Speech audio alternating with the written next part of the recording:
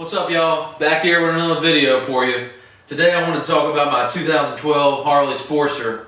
It's kind of funny how I got this thing. I was stuck working night shift 72 hours a week, and I'd have a little downtime every once in a while. Of course, I'd get on Craigslist, look around a little bit, and I ended up finding this thing. And really, I found this bike just to get something to play around with and probably turn around and sell it. It was up there for super cheap enough to the point where I kind of thought it was a scam. And I ended up talking to the guy. He was straight up, and I went up and got it, and man, I freaking love this thing. Like I said, I wasn't planning on keeping it.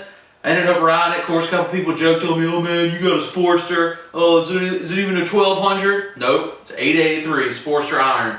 I love it. It's so much fun, seriously. It's slow as crap, but the daggone thing sounds good. I think it looks pretty good. It's fun. So I just want to go over some of the things that I did to it. You know, some projects that I've had, I've gone wide open with it. This one, I was like, you know what, man? I just want a bike that I can take out, get caught in the rain, get dirty. Heck, it's dirty right now. It's covered in dust, bugs all on the mirrors. That's kind of the way I keep it. This bike, it's my go-to bike to jump on and ride. I don't really care what the situation is.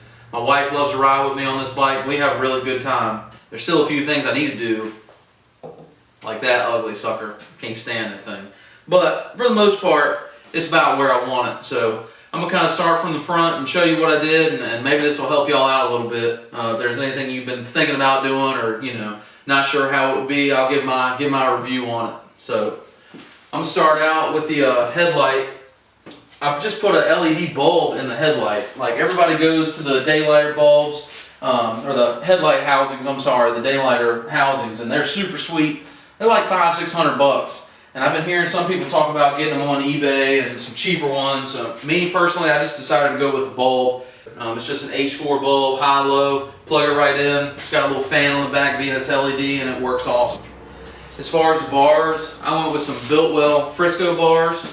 I think they look pretty cool. To me, they kind of have to be straight up and down, otherwise they look kind of goofy. I'll put a picture up of what I look like sitting on, and honestly, I do have to say, if you're kind of a bigger boy like myself, it might not look as good as, I'll show you straight up. I kind of feel like, you know, it puts you in a forward position that feels super cool, and honestly, it's a super good position for riding. The bars have no sweep to them. You know, with handlebars, you've got rise, you got width, and you've got sweep.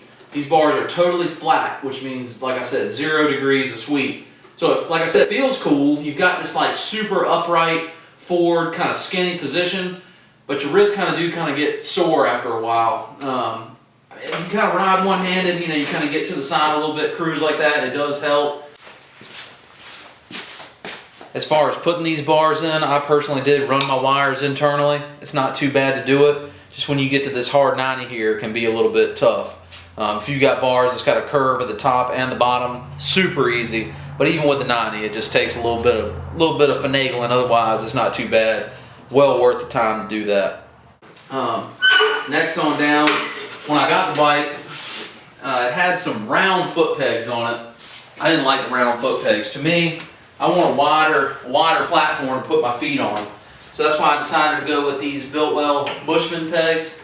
To me, they kind of feel a lot like a motocross foot peg, and they're very comfortable for riding on for a while. But these are, like I said, about 120 bucks. They're awesome. I like those a lot.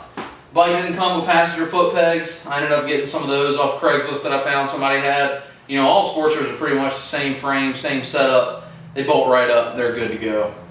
As far as the exhaust, it ain't nothing but slip-ons. Like, no full system, no tune, no nothing. All it is Vance & Hines, the straight shots, slip-ons.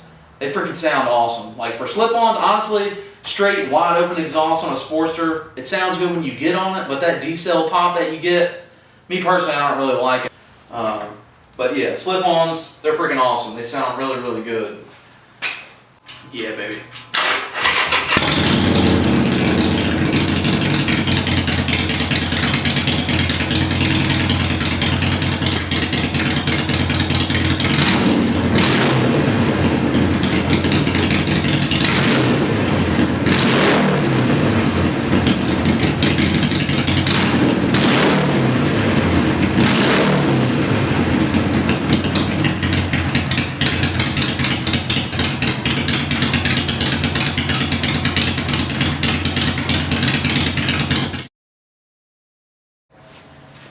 As far as the seat goes, you know, Irons came with the solo seat. My wife, like I said, likes to ride with me all the time, so I ended up finding this seat here on Craigslist. I think I got it. I think I paid 30 or 40 bucks for it. And to be honest, the solo seat to me is uncomfortable as crap. And it really doesn't even look that good. The fender is not clean because it keeps that bolt hole mount for the 2-up seat. So you put the solo seat on there, and then you've got basically an open hole. Even if you put a little plug in it, to me it still doesn't look good. I really like that 2-up seat. It gives that long, low look in the back. I might get a sissy bar one day, I'm not really sure. But for right now, I like it, and Lauren, my wife, likes it, so we're good to go. Yeah, this is my 2012 Harley Sportster Iron. Cheap, little, slow. It's a freaking blast. So, appreciate y'all checking it out. Freaking get out there and ride, man. I know I can't wait. Have fun.